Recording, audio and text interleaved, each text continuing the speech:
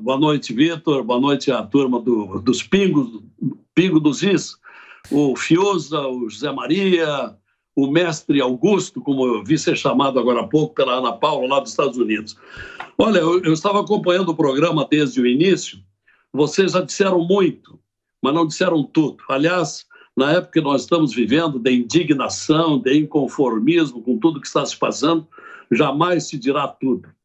Agora, na questão principal que eu vi vocês levarem um longo tempo aí debatendo, Vitor, o que eu queria dizer é que, mais do que nunca, o Supremo Tribunal Federal se tornou uma instância política, um tribunal ideológico.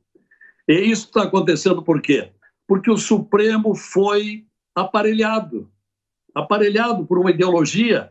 Basta nós olharmos os nomes. O PT ficou 15 anos no poder. Aí colocou quem lá?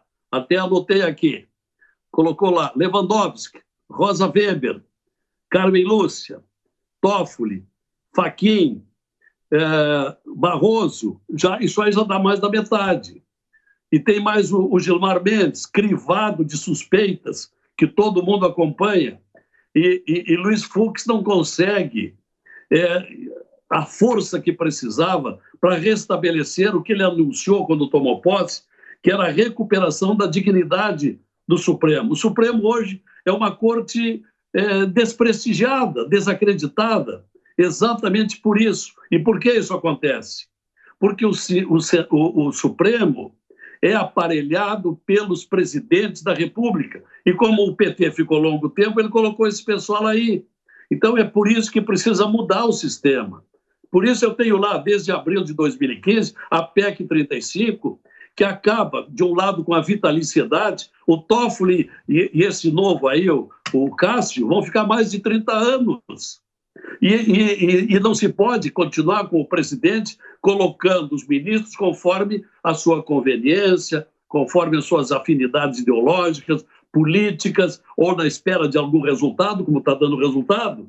O Cássio Nunes Marques está votando só de acordo com o que interessa ao presidente da República, que o nomeou. Então, um dos males começa por aí. Senadora, a pergunta agora é de José Maria Trindade. Por favor, Zé. Certo. Senador, é um prazer falar com o senhor aqui nos Pingos nos Is. Eu queria saber, senador, qual é a sua expectativa do funcionamento desta CPI do Bolsonaro, chamada de CPI do Covid, né? Diante da pandemia, quer dizer, será uma CPI diferente, tanto no momento político como no momento sanitário do país. Olha, Zé Maria, eu acho nesse momento imprevisível. Embora a maioria dos membros da comissão, na base de 7-4, ou na pior das hipóteses, 6-5, são adversários de Bolsonaro.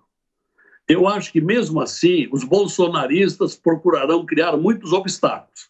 Um deles deve aparecer aí em seguida, na semana que vem. Vai ser uma CPI presencial ou remota, né? Então, tem essa questão aí que vai acontecer.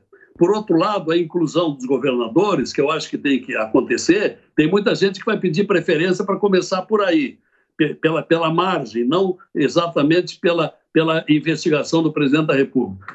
Agora, se der certo, outra coisa estranha, Renan Calheiros, relator. Ora, o Renan Calheiros é um homem crivado de processo do Supremo, aliás, com os processos lá dormitando nas gavetas, à espera da prescrição. Agora, o Renan não é o homem indicado para isso. Será que vai ser mesmo o relator? Então, arremato a sua pergunta. Eu acho que, por enquanto, é imprevisível, mas vai ter dificuldades. Guilherme Fiuza. Senador, boa noite. Voltando à questão da decisão aí sobre o ex-presidente Lula, que foi recebida com perplexidade, né, por todos aqueles que têm ainda a sua lucidez preservada, né? O senhor acha que esse momento fortalece essa sua proposição de redução de mandatos dos ministros do Supremo Tribunal Federal? Olha, prezado Fiuza, eu estou com essa PEC desde abril de 2015 e ela só vale para a próxima legislatura. Portanto, Bolsonaro poderá nomear o próximo, não vai ter problema. Agora, não tem sido possível conseguir, até porque o Alcolumbre jamais pautou, embora tenha passado pela CCJ, o Anastasia é o relator. Agora, não sei o Rodrigo Pacheco, que chegou com boas intenções, homem sereno, não sei se vai aceitar. Da mesma forma que o problema da prisão em segunda instância. É projeto meu. Aliás, o julgamento do fim da prisão em segunda instância, agora no final de 2019, aconteceu só para tirar o Lula da cadeia, porque em 2016 tinha se votado a validade da prisão em segunda instância, desde a Constituição de 88, por 21 anos.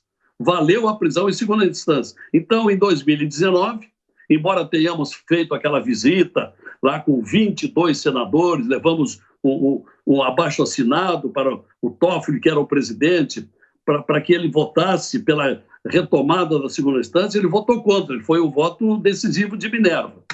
Então, não sei, está sendo tudo muito difícil, são inúmeros pedidos de impeachment, está entrando mais pedido agora, o Alessandro Vieira está entrando com pedido de impeachment do Gilmar Mendes, eu estou buscando assinaturas para retomar a CPI da toga, daqueles que assinaram há 2 anos a tentativa do Alessandro, apenas 12 concordaram em assinar. Eu estou vendo que vai ter alguma dificuldade. Então, estamos indo devagar, estrategicamente, escolhendo, apurando qual é o melhor momento, porque está tudo muito difícil e a gente não sabe ainda qual é a tendência do presidente do Senado. E, por outro lado, essa situação emergencial da votação remota é uma dificuldade tremenda nas sessões do Senado, as sessões alegadamente de plenário, mas um plenário remoto, não se consegue a parte, o espaço para falar é mínimo, a dificuldade é enorme. Essa pandemia desgraçada tinha que terminar para nós retomarmos o plenário presencial. E eu queria dizer uma coisa ainda sobre esse despudor do Supremo. Eu estava pensando, aquela estátua que está ali na frente do Supremo, de olhos vendados, com uma espada no colo, se ela abrisse os olhos, meus companheiros, ou ela fugiria ou pegaria a espada e entraria no tribunal, porque o que o Supremo está fazendo já não tem mais limites de despropósito, não é? E, lamentavelmente, continua lá e não se consegue nada. Ana Paula Henkel, sua pergunta, Ana. Boa noite, senador. Lembrando também que a gente temos ainda um parlamentar preso, né, inconstitucionalmente aí, né, mais uma facada aí do Supremo, não apenas na nossa Constituição, mas na prerrogativa da própria Câmara, né, dos deputados, de encaminhar ali o destino do deputado Daniel Silveira.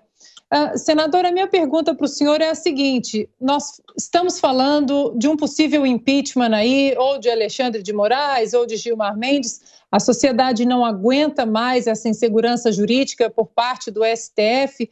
Mas o senhor não acha que a raiz de tudo isso seja o tal foro privilegiado, que a gente tem que acabar com isso primeiro, porque senão o Congresso vai estar sempre na mão do Supremo Tribunal Federal? Ana Paula, você tem toda a razão. No Senado, nós aprovamos o fim do foro privilegiado. O problema, onde trancou, foi lá na Câmara. Tá engavetado. Nós já pedimos inúmeras vezes, principalmente o Álvaro Dias, que é o líder do Podemos, o autor desta PEC, já tentou, mas não há jeito de sair do lugar.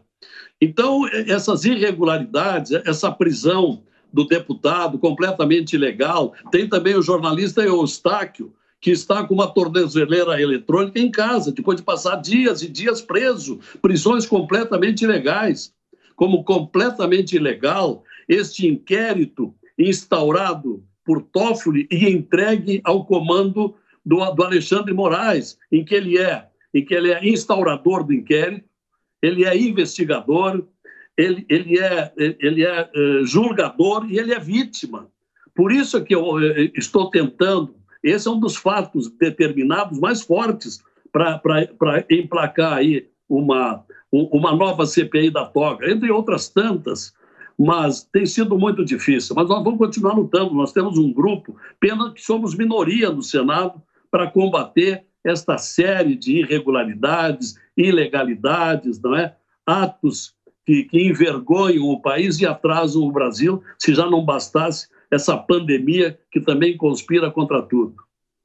Bom, para fecharmos, sua pergunta, Augusto Nunes. Bom, o senador Lazer Martins, meu amigo, eu pergunto o seguinte, Lazer, se existem alguns pré-requisitos para que alguém se transforme em relator, porque eu acho muito estranho que comece o trabalho, se o Renan for escolhido, ele já antecipou o relatório, a essência do relatório dele. Isso pode acontecer? Não há como impedir?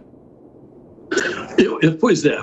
Quem escolhe agora são os integrantes, são os 11 membros da CPI. Eu disse há pouco que essa CPI tem maioria anti-Bolsonaro. Vai depender do comportamento deles. Eu não acredito que o Gereissati, que aliás é inimigo do Renan, eu me lembro que lá na outra eleição do Alcolumbre, eles se ofenderam gravemente. Eu me lembro que o Tasso Gereissati investiu contra o Renan e quase colocou o dedo na cara dele, dizendo: você tinha que estar preso, não estar aqui. Pois o Tasso Gereissati é um dos integrantes. Eu espero que o Girão, que é do meu partido, que eles não votem, que eles coloquem um outro. Eu estou ouvindo dizer que o Omar Aziz, do Amazonas, que foi um estado extremamente prejudicado pelo descaso governamental com a pandemia, o Aziz poderá ser o presidente. Agora, o relator não pode ser o Renan Calheiros, alguém que esteja lá cheio de processos, né, e que tem um filho que é governador, e até eu já vi escrito aí, gente escreveu, o Renan quer ser o relator, porque aí não deixa investigarem o filho dele lá em Alagoas.